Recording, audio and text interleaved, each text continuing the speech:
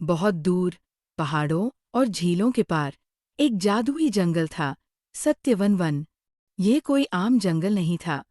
वहाँ के जानवर बोल सकते थे, सोच सकते थे और इंसानों जैसी समझ रखते थे।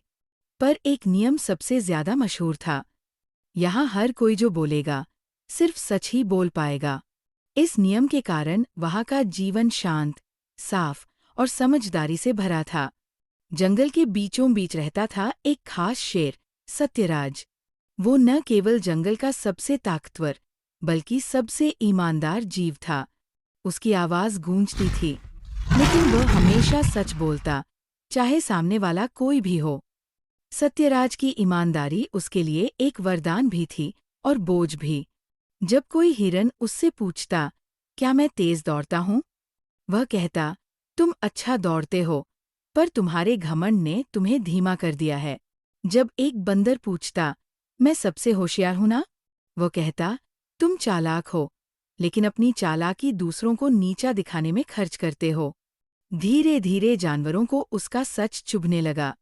वो सिर्फ सच बोलता है, लेकिन सुनने में अच्छा नहीं लगता। कभी तारीफ नहीं करता, हमेशा कमियां ही बताता है।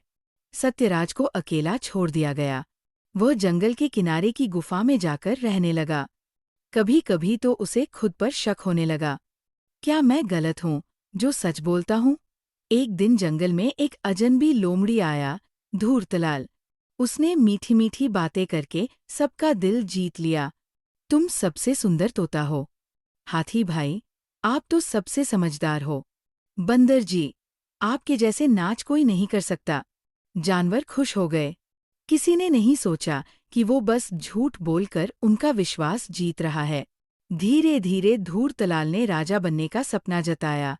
सभी जानवरों ने खुशी खुशी उसे जंगल का राजा घोषित कर दिया।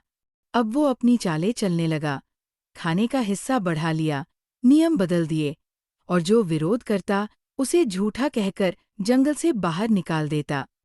इसी जंगल के पास एक छोटा गांव था, सत्यमपुर। वहां रहता था 10 साल का लड़का, रवि। रवि थोड़ा शांत, थोड़ा जिज्ञासु था।